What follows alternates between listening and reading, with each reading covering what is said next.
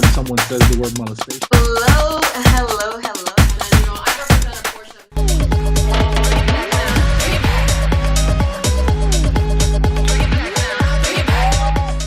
Hello, everyone. I am Dr. Neva with Nevalliance. It's been some time that I have not recorded, but here I am. Today, I have a lovely guest on our podcast, and her name is Theresa Aydelott. And she, you know how I do it. I let the individuals really dive into who they are because they know themselves. They know their expertise. They know their business. And Theresa owns a company in its AydenVision, and she will tell you all about it. Theresa, welcome. Thank you, Dr. Neva, for having me here. I am so excited to be here in Nevalliance. Amazing. It says something how our lives and come full circle. Heard about you at tennis that you had last year for the Women's Summit, and it was phenomenal. And I think I'm so honored to be here. Yes, Theresa, and you and I had a conversation. Thank you. And it was a friend introduced me, and you had to meet Theresa. And I'm like, in an email, what I checked like over a year ago. And then, here it is. So welcome. So tell everyone about your business and what exactly do you do? About my business is AydenVision, and it is a consulting firm that specializes in risk assessment, compliance assessment, making sure corporations are in alignment with their missions and with their core values and their strategic plan. Just to give you a little background about myself professionally, I have like over 20 years of experience of working with a law enforcement agency enforcing the civil rights and the fair housing laws. And after working there for so long, you got to see the same companies repeatedly committing the same infractions. And I often wondered, why does this continue to happen? And why does a company feel comfortable putting their assets at risk and having to lose their revenue and resources as a result of committing these infractions? So I wanted to take a proactive step and see how I can assist companies mitigate their risk and their liabilities, but most importantly, how do you value your assets to make sure that you protect them? And then, and more than likely, when you protect your assets, you always look to grow and develop. And it does result in gains for a company. So that's a little bit about me. I'm also a mom. I'm a wife, a mom of two. They're grown children now. I can't believe my babies are grown, but I think that they're grown and they're doing well and healthy.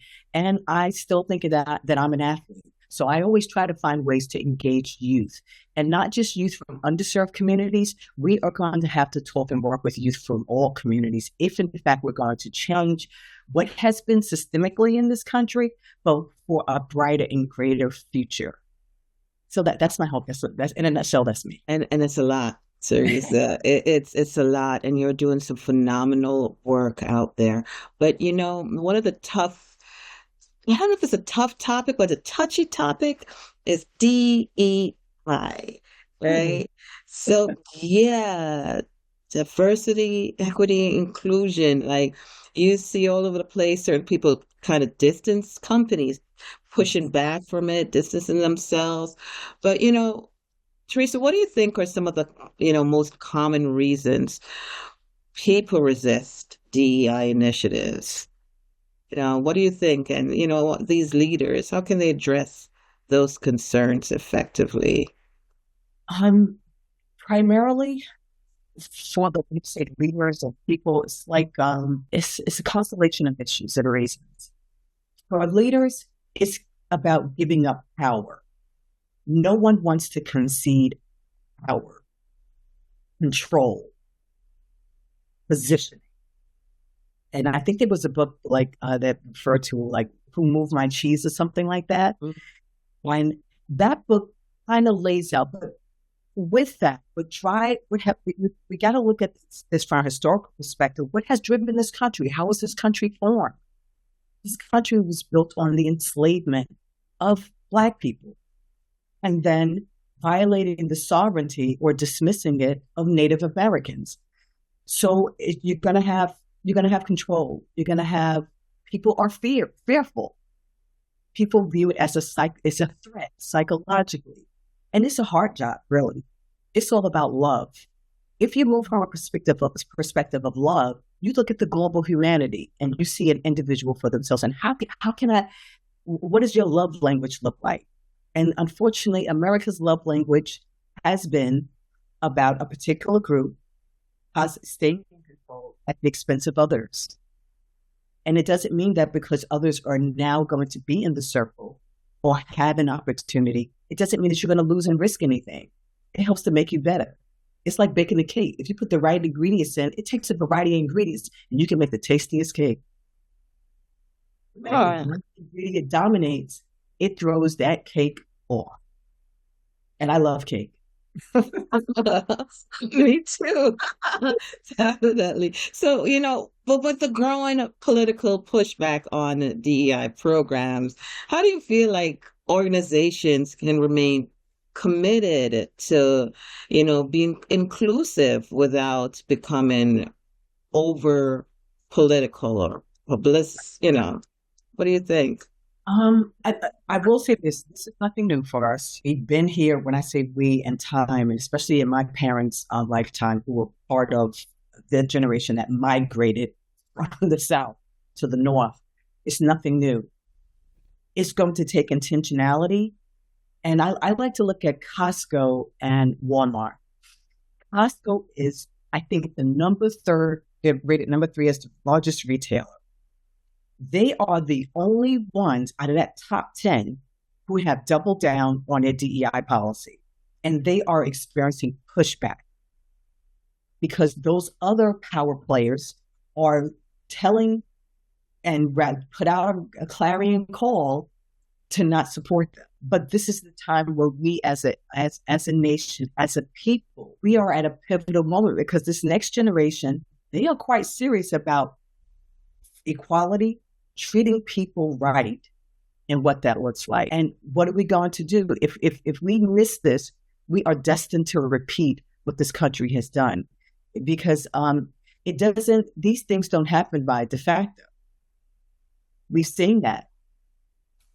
But it's not impossible. So, I'm glad you mentioned Walmart, right? Because I remember, I want to say Black Friday, right? Mm-hmm. Like people, like the pushback, they did not shop there, quite a few. Of course, people still go to Walmart, but people say, well, people still shop there. Yeah, but it's still showing like, listen, if you keep this up, you might have some resistance. I mean, you have competitors, believe it or not, Walmart. So, we have options. So, the people are letting them know this. So with that, some might argue that DEI efforts don't really contribute directly to business growth. So how do you respond to such criticism? I just want to say, let's go back and look at the numbers, because the numbers are telling a story and revealing a strategic plan with measurable outcomes. Let's look at the stock market. The stock market is an objective platform, but it shows a company's value proposition. You mentioned Walmart, and I'm going to go back to Costco, especially because now they have the attention of the world. Costco, and I'm just going to look at my notes here for a second. Costco's stock in November 2016 was $150.11.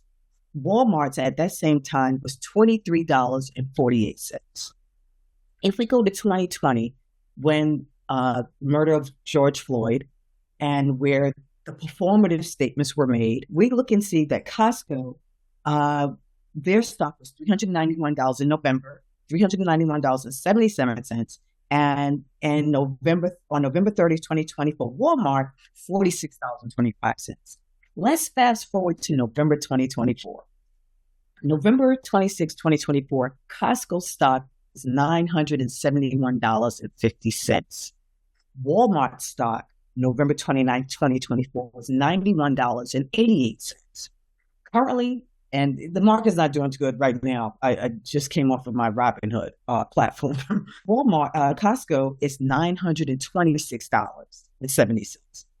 Walmart is currently $91.80. I know it's much more that's involved in this plan and to establish the valuation, but considering that Costco doubled down as of January 1st, 2025 on their DEI plan and told their shareholders that they were not going to deviate from it.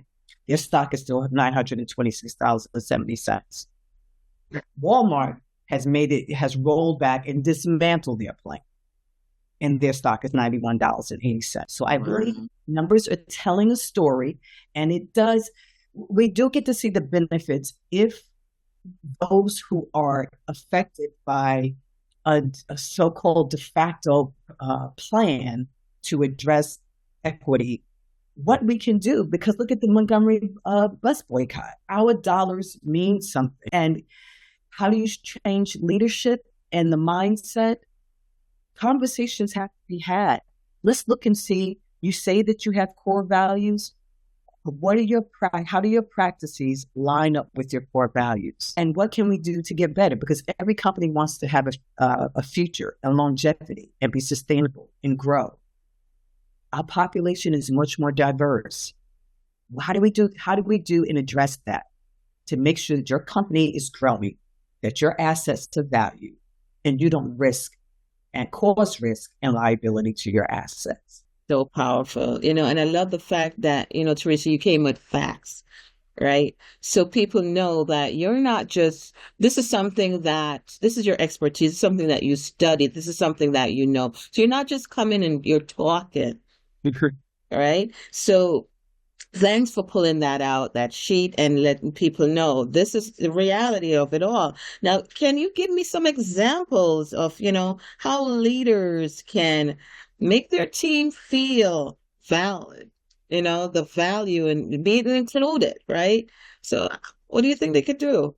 First of all, we're going to have to be comfortable. I know this was a very common statement in 2020.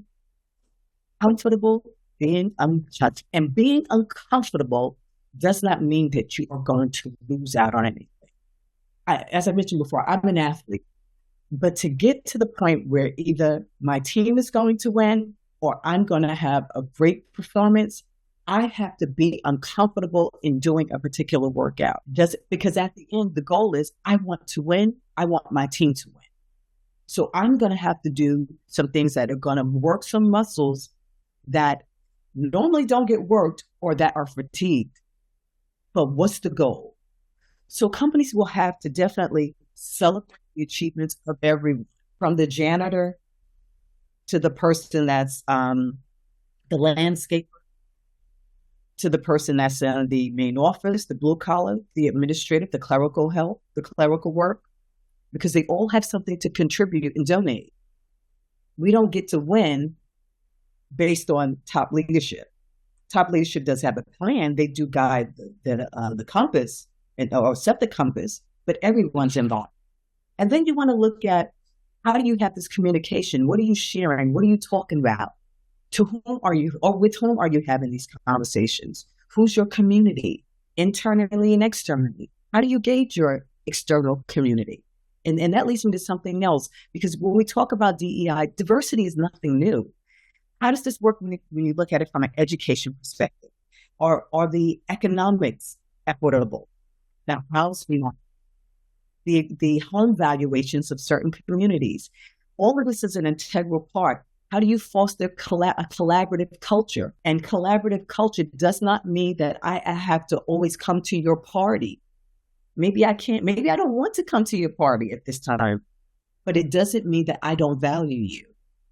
And how do you value someone? What is your messaging? What are you saying? Be transparent. Be honest. Especially when those around us see what's going on. We can't talk about alternative facts, because facts are facts. It doesn't add up. What are we telling? What are we sharing and saying to our younger generations? Theresa, thank you so much for your time and sharing some real gems, right? So is there something you want to, the audience that's watching or listening to take away from this conversation? I'm going to say be encouraged, stay diligent in this pursuit to ensure equitable outcomes. But most importantly, take care of yourself. That's so important. Yes, there's information. And if you looked on LinkedIn, People are talking about self-care. How do we work collaboratively? Toxic work environments, toxic leadership. How do we address this? And as you address it, make sure you take care of yourself. Build your community, build your tribe, work together, because we've seen this before. It's not impossible. It's challenging, not impossible, but together we can see better. We can see greater. And that's what I look forward to. There's a hope. Awesome. Thank you so much, Theresa. Theresa's information will be available at the end, so you'll be able to see it. All right, and that is it. Thank you for your time. And until next time, this is Dr. Neva with Nevalliance.